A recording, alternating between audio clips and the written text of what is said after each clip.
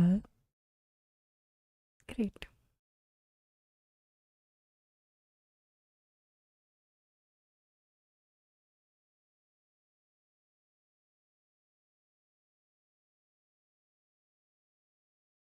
Is it default?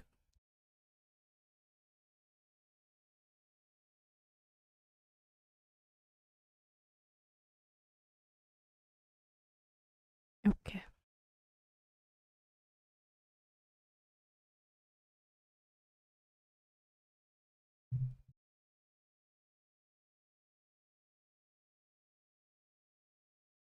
Hello.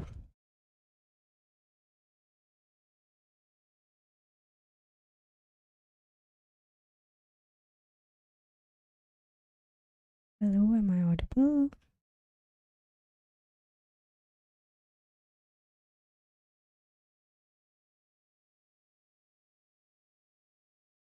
Is it without any noise or is it with noise? I'm just checking. Then we will start.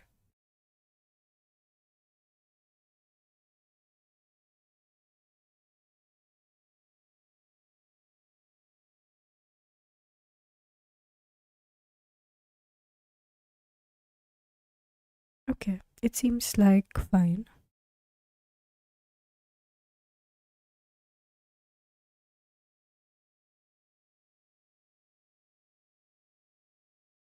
Yeah.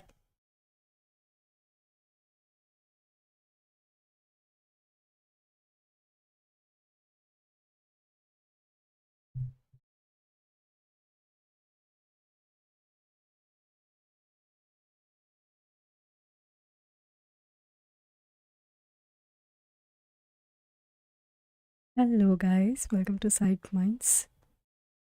If you have not subscribed yet, do subscribe to the channel if you like.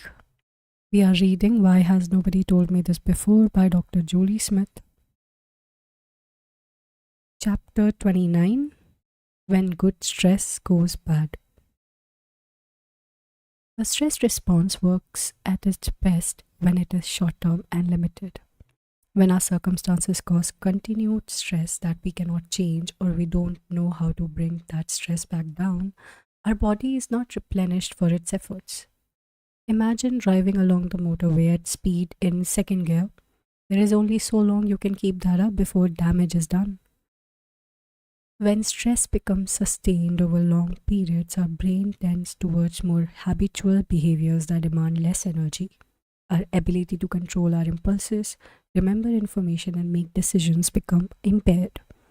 Over time, our immune system is affected. In the short term, adrenaline gives our immune function a boost to help fight bacterial and viral infections. But in the long term, overproduction of adrenaline and abnormal patterns of cortisol are linked with shorter life expectancy. Kumari et al., 2011. When adrenaline is repeatedly propping up our immune system through chronic stress and then we stop and the adrenaline goes down, so does the immune system. This is why you often hear of people who work incredibly hard around the clock for months on end, and when they finally stop to take a holiday, they almost immediately fall ill. Burnout is a term used to describe the response to excessive and prolonged stress at work. Although paid employment is not the only environment in which we can experience burnout, anyone in a caring role, parenting role, or volunteering role may also experience burnout. People often describe feeling emotionally exhausted and drained as if they are running on fumes and having no resources left. They may notice feeling detached from other people or themselves. They often report feeling that they lack competence at work or at home and no longer have that same feeling of accomplishment that they once had from those things. Burnout happens when that short term stress response that we have is repeatedly triggered over a prolonged period without enough chance to rest and restore in between. There is often a chronic mismatch between the individual and one of the following: 1. Control. Living in a situation in which you do not have the resources needed to meet the demands that you are faced with. 2nd, reward. This might be financial in an employment scenario. But equally, it can be a sense of social recognition or acknowledgement of value, either in a work environment or any other. 3. Community. A lack of positive human interaction and the sense that one has social support or a sense of belonging. 4. Fairness. When there is perceived inequality in any of the other factors in this list, when some people have their needs met more than others or demand fall on some more than others. 5. Values. Where the demands you face are in direct conflict with your personal values. Let's be clear, burnout is a serious health issue. Anyone who thinks they may be experiencing burnout needs to act as soon as possible. But we also have to be realistic. Some pressures you can say no to, like taking on that side hustle on top of a 50-hour working week, but others you can't, such as physical illness or financial pressures or the emotional strains of a relationship breakdown. When you are fighting to keep a roof over your head and feed your children every day by working 2 jobs and trying to be the best parent you can be in between, there is no option to just remove stress from your life and take on an idyllic morning routine of meditation and yoga. But addressing burnout does not need to look like a holiday photo. Living with high demand and associated stress while looking after your health is a balancing act in which you will sway from one direction to the other. There is no silver bullet that will fix everything. What works to help one person balance demands will not be realistic for the next. When we are not able to turn that dial down on stress, or we are overloaded for so long, that stress can become chronic. The signs of chronic stress differ between individuals, but I have listed a few below. Signs of chronic long-term stress can be disturbed sleep on a regular basis, changes in appetite, more frequent agitation and irritability that may impact on relationships, problems concentrating and focusing on tasks, problems switching off and resting even when exhausted, persistent headaches or dizziness, muscle pain and tension, stomach problems, sexual problems, increased dependence on addictive behavior such as smoking, drinking, or overeating, feeling overwhelmed and avoiding small stressors that would normally feel manageable. Try this. If you think you may be experiencing burnout, try answering the following questions, then spend some time reflecting on your answers and what this means for you. There are validated measures of burnout, Christensen et al. 2005 and Maslach et al. 1996, but you are the expert of your own experience. Reflecting on how your current situation is influencing your health can help you to acknowledge when things need to change. Questions are: how often do you feel emotionally drained? When you wake up in the morning, do you feel exhausted at the thought of everything you have to do? When you do have free time, are you left with enough energy to enjoy that time? Do you feel persistently susceptible to physical illness? Do you feel able to deal with problems as and when they arise? Do you feel that your efforts and accomplishments are worthwhile? The communication between brain and body goes both ways. This means that when our body is under stress for extended periods, the persistent messages about this makes things to your very adaptable brain that is trying to regulate your body. This is why stress is so very damaging to both physical and mental health. It affects all aspects and every part of you. McEwan and Gianaros, 2010. In the balancing act of managing stress and using it to our advantage while remaining healthy, we need to balance incoming demands with replenishment. The more demands on us, the more replenishment we need. The more stress pouring into the bucket, the more release valves we need to process it and make room for the ongoing demand. This is the graph, the stress curve. A certain degree of stress will help you perform at your best. Go beyond that and your performance declines. The good news is that we can reduce the effects of stress on the body with a few simple tools that I will describe in the next chapter. That brings us to the end of this chapter. Chapter summary: the stress response works at its best when it is short term Chronic stress is like trying to drive your car on the motorway in second gear. There is only so long before damage is done. Burnout is not just a workplace issue. There is no silver bullet that works for everything. The right balance for one person will be unrealistic for another. If you are showing signs of burnout, listen to them and respond now by starting to meet your needs.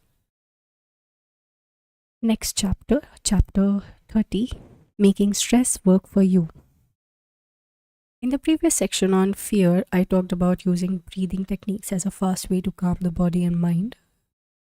Those techniques are just as helpful with stress. Your breathing can directly impact on your heart rate and level of stress or calm. When you inhale, the diaphragm moves down and creating more space in the chest, which allows the heart to expand further and the rate of the blood flow to slow down. When the brain receives the information about this, its job is to then send a signal to speed up the heart. In contrast, when you breathe out, the diaphragm moves up, leaving a smaller space for the heart, and so the blood passes through quicker. This causes your brain to send signals to slow your heart down. When out breaths are longer and more forceful than in breaths, this slows the heart rate and calms the body. When the in breaths are longer than the out breaths, we become more alert and activated. Therefore, one of the most immediate ways to start calming your stress response is to make your exhales longer and more forceful than the in breath.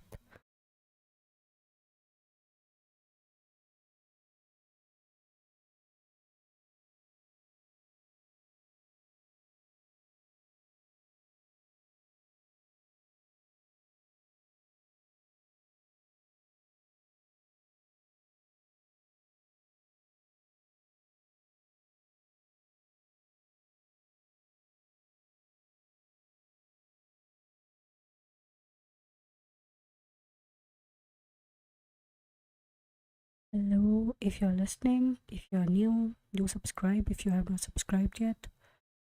We'll continue.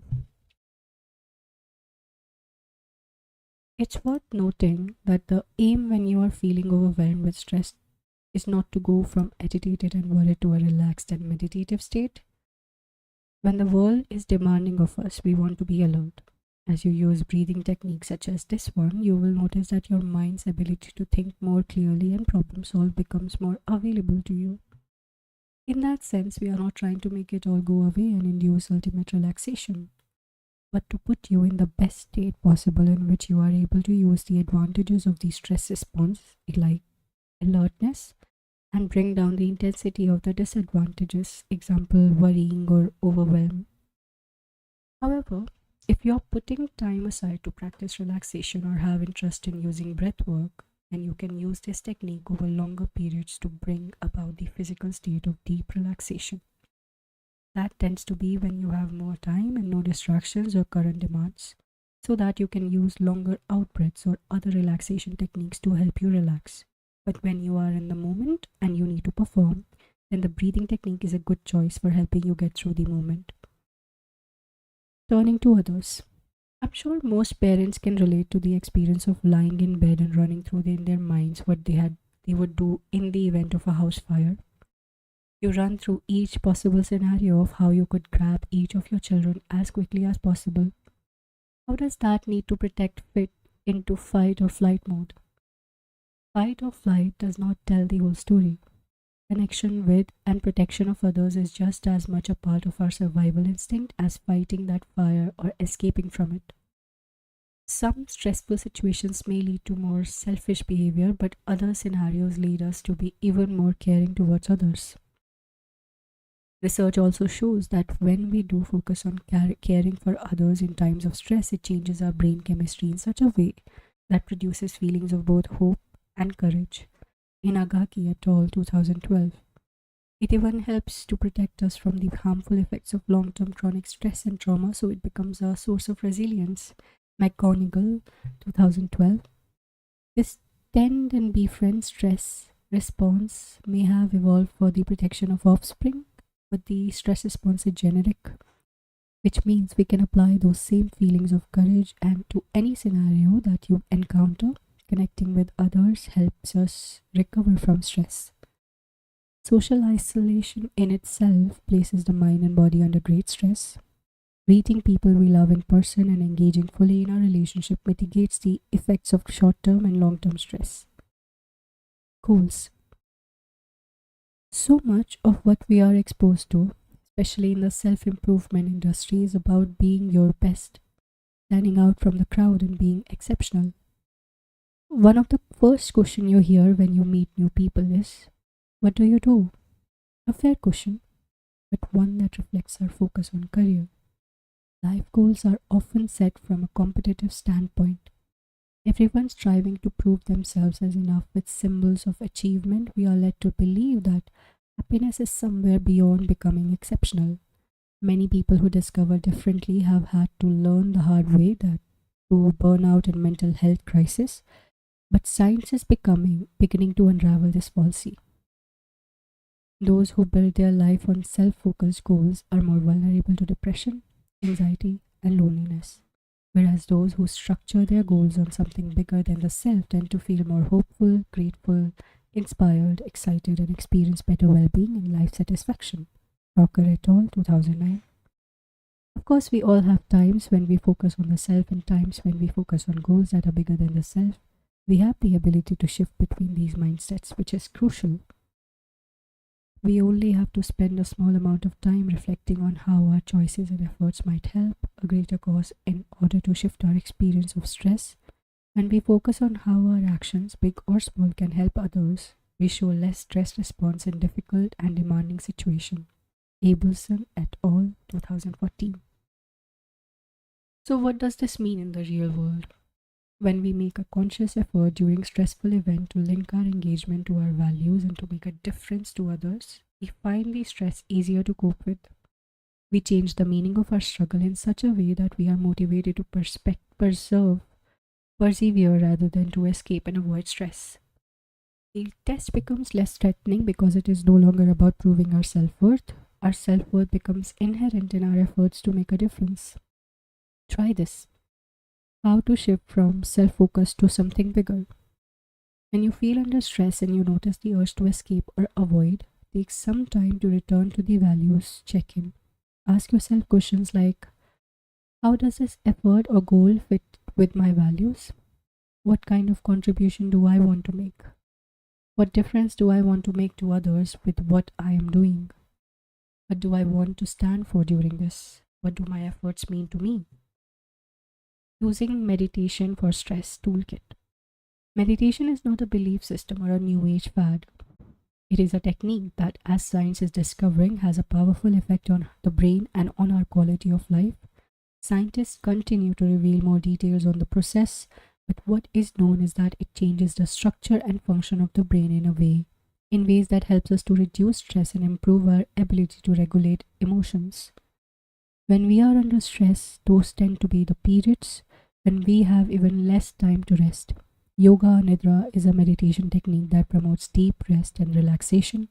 It is a simple technique which is often carried out using guided meditation audio that leads you through perception exercises.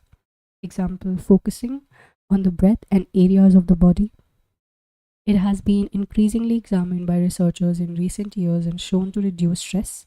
Borkat et al., 2012. Improve sleep. Amita et al., 2009, and increase general well-being.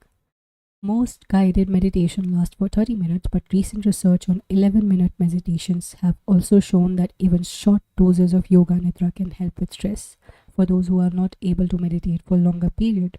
Mosaic et al., 2020.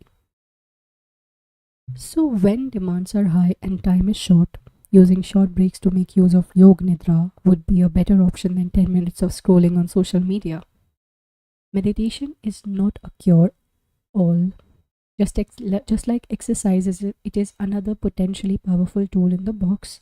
There are lots of different types of meditation, but here are some of the practices that have been scrutinized by the research. Mindfulness meditation. This is most widely promoted and is taught as a part of several psychological therapeutic approaches. It teaches the mental skill of staying alert to the present moment and observing sensations without judgment and without getting caught up in them. It is a great tool for using in the moment to help us deal with stress and emotion we are experiencing. It builds your ability to pull your mind back from thoughts of the past or future and to observe experiences as separate from the judgments and meanings that we attach to them. Meditations that use pictures or mantras, a word or phrase that has meaning or significance for you, or objects to help you focus your attention, and guided meditation that help us to cultivate compassion and kindness. Being mindful does not mean you have to surround yourself with candles and meditate all day. Being mindful is about the practice of paying attention to the present moment and observing sensations as they come and go, without getting caught up in those sensations or struggling against them. It means staying open and curious to experience without judgment and without rushing in to attach meaning to them. Meditation allows us to practice mindfulness formally as we learn to drive through driving lessons until the practice becomes instinctive. So, the same is true of learning to practice mindfulness through meditation. So, whether you already meditate and you want to bring those skills into your day-to-day activity, or you struggle with meditation but want to have to go at being more mindful, here are a few ways you can put mindfulness into action. Mindful walking. Start by noticing the sensation of the soles of your feet, how it feels when they make contact with the ground, the movement of the feet as it lifts off the ground and moves forward, how much time it spends in contact with the ground.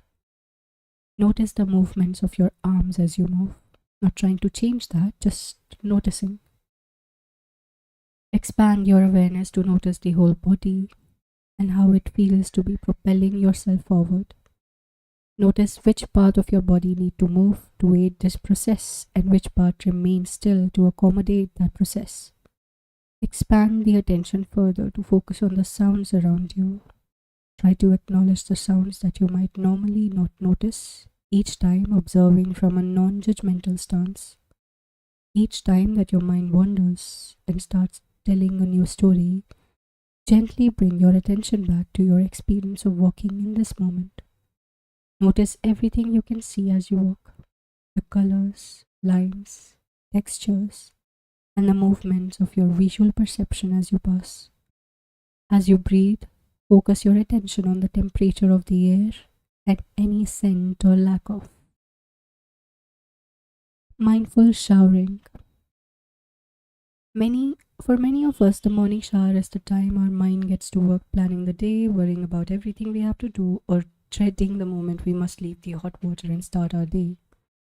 But in those few minutes, this can be a great opportunity for practicing mindfulness. There is a lot of sensory information that feels unusual compared to the rest of the day, and so some people find it easier to anchor themselves in the present while in the shower. Focus your attention on the sensation of the water hitting the body, whether it hits you first and which part of the body are not in contact with the water. Notice the temperature of the water. Acknowledge any scents from soaps and shampoos. Close your eyes and listen to the sounds. Notice the steam and water droplets in the air or as they land on different surfaces. Notice any sensation in the body as you stand here.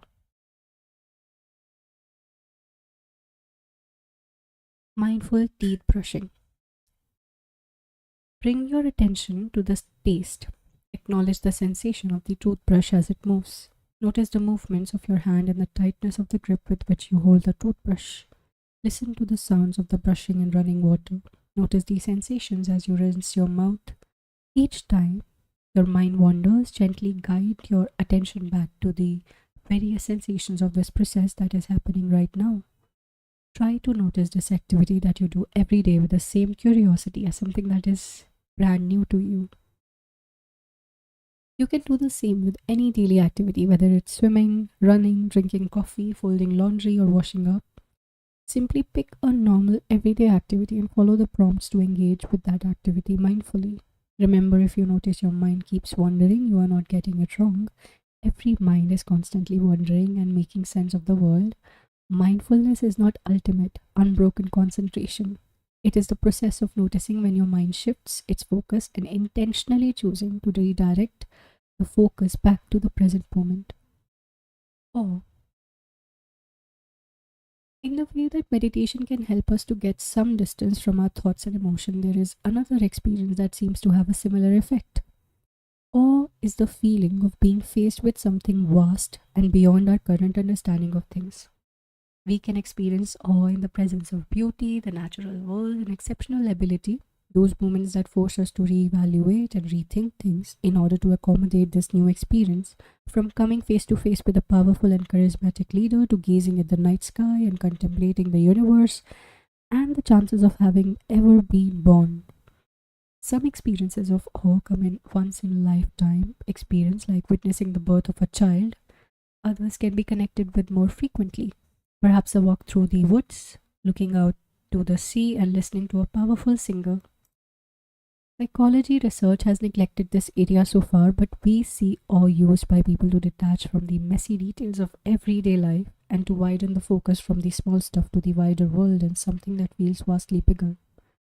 But since the birth of the field of positive psychology, the research is starting in to acknowledge the importance of positive emotions and not just the eradication of the negative ones. Fredrickson, 2003.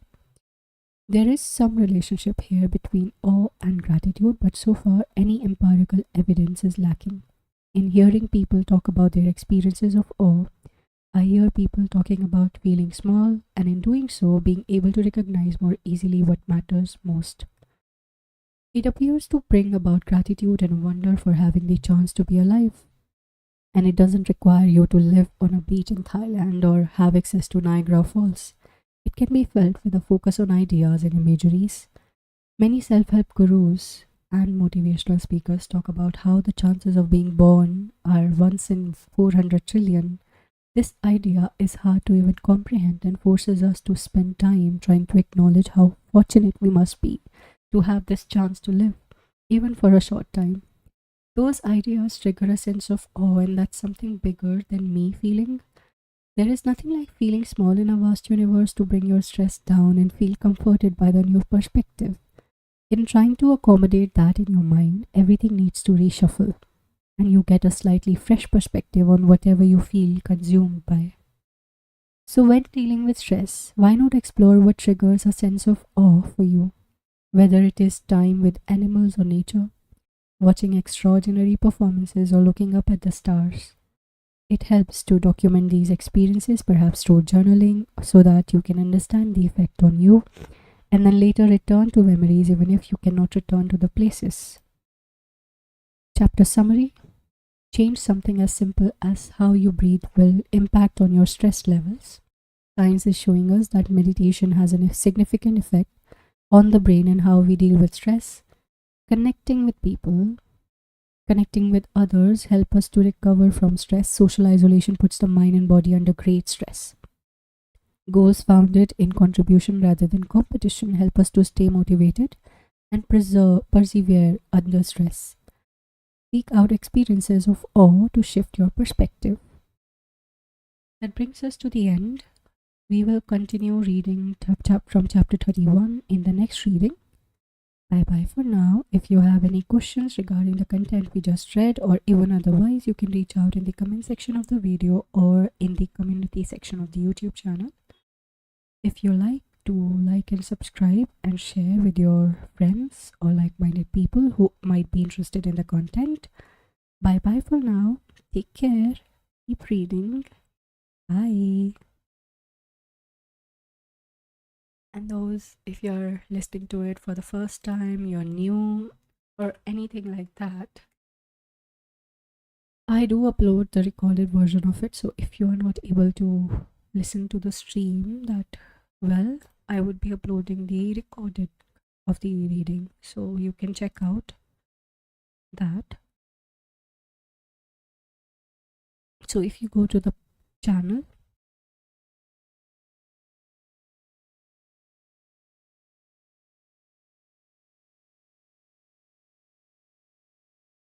if you go to this channel and see the playlist section, there's the different books that I've read and the recorded version of it, so you can listen to it like an audiobook. So currently we are reading this Why Has Nobody Told Me This Before by Dr. Julie Smith. We are on part 7, chapter 29 and 30 we read today. We will continue with chapter 31 in our next reading. Bye bye. Take care. Keep reading.